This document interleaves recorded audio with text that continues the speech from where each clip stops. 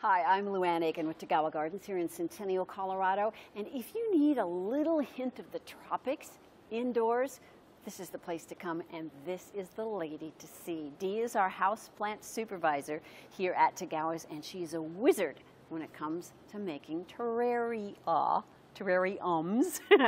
Start with this beauty, Dee. That is stunning. This is a custom work that we like to do, mainly because they tend to get pretty ugly pretty quick here in the garden center, so we prefer to do custom.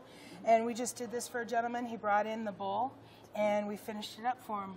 And that is just got, it looks like its own landscape, which is what these are supposed to be, right? Well, and that's what I want it to look like you're walking right through the jungle, get that feel. And we used a little cypress in here, lemon cypress, and a violet to give you some color. I even put a little Tillandsia in here to get you a little three-dimension look in here.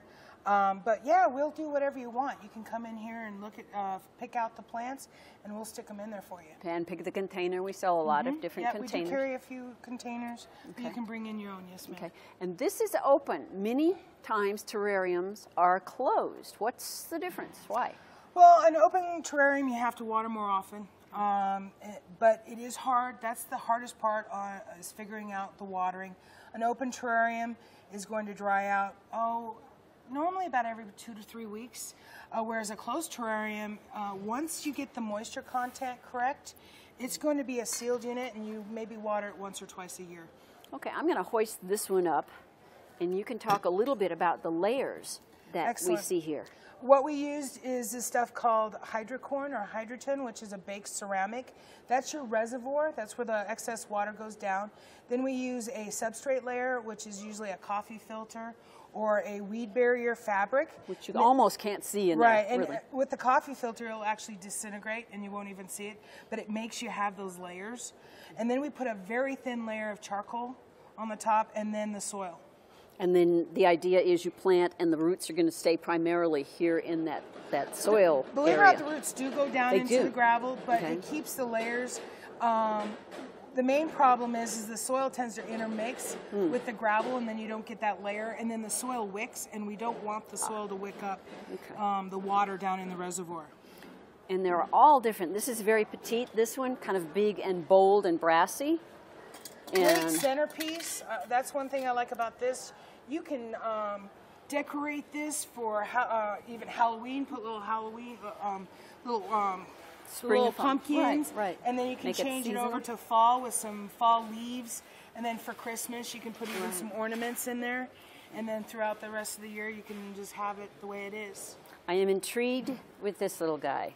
Tell me what we're going to do with this. This is a really new thing. It's a hanging ornament or a hanging terrarium.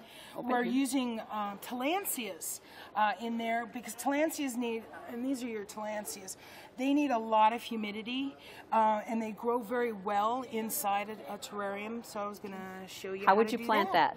What we're going to do, we're going to do the same layering technique as we do there. We're going to put a little thin layer, and I'm going to just put it in my hand here.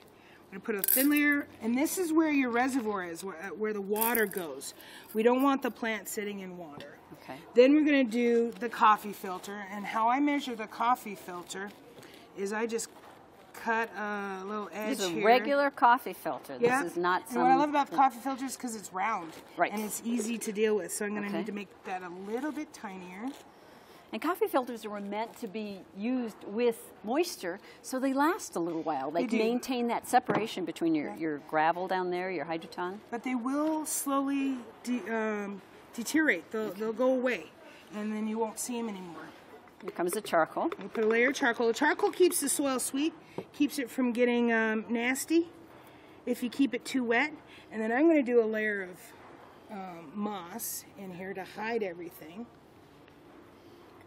We should have started a clock. We're about 60 seconds into this. This is not a time-consuming, difficult process. Isn't that quick? So this little... That's it. Tillandsia, little airplane plants, they call them sometimes, little air plant. You just tuck it in there. It doesn't have roots as we know it.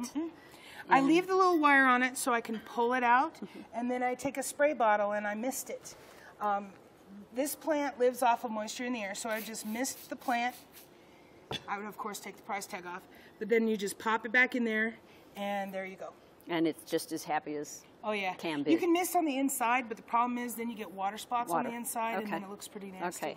Have about a minute left. Show me what you would do with something larger, like this terrarium here. Well, and that we would be duplicating what we've done here. Same thing. We would pour the hydrogen in the bottom, make a layer, usually about a little less than an inch, up to 2 inches, depending on how big your container is.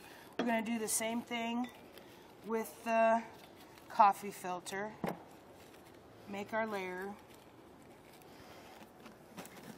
This is fun. This is And then don't forget the charcoal. Indoor entertainment. Charcoal keeps it sweet. And you don't need a lot of that. A lot of people put too much. And charcoal's expensive, so just keep a very thin layer. Okay. And then I'm going to do about 1.5 inches to 2 inches of soil. This is just kind of a regular pickle jar. This is not a pickle jar or a canning jar. Right. Exactly. And I'm using an all-purpose potting soil. Nothing special. Nothing special. I would stay away from a lot of organics because then we're going to be growing fungus and stuff. Then we're going to I usually take 1, 3, or 5 plants, and I usually put at least a fern. And I kill ferns except for in terrariums. And especially like this maidenhair fern does very well. I'm going to put the tallest plants in and I'm going to figure out what my front and my back is going to be. Okay. Or you could have it 360 if you wanted to. You could, and put a tall plant in the middle and then put shorter plants around the outside edge. And I'm trying to keep the soil level exactly the same as what they are in the pot. You put moss on that one? Yes, I'm going to put a little bit of moss in here to finish it off. This feels so good. And this is a living plant. It is, and it will continue to grow in here. Sometimes it'll even take over. So you have to go in there and clean it out. We have been And I just kind of poke this down the sides a little bit. And water it once everything's planted? Exactly, and what you're going to do, your instinct is to water it right in the middle. What you want to do is try to get a watering can that has a long scoop, or you can make a funnel, and you put the funnel against the side of the glass here, and then you pour the water around the perimeter, because you want to see the water go down into the reservoir. As soon as you see water collecting down in the reservoir, stop. And then the hardest part is getting your moisture content right. What tends to happen with sealed terrariums, as soon as you seal this up, it's going to start fogging. And then you're going to see water on the side.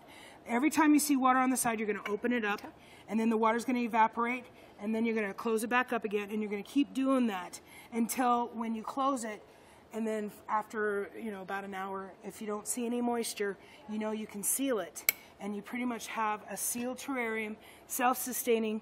Like I said, maybe water it once or twice a year, if that. They make great gifts. Dee is here. We'll be happy to walk you through the process, pick some plants, offer advice, wonderful moss. Come see us at Tagawa's. We would be happy to help you be green and grow.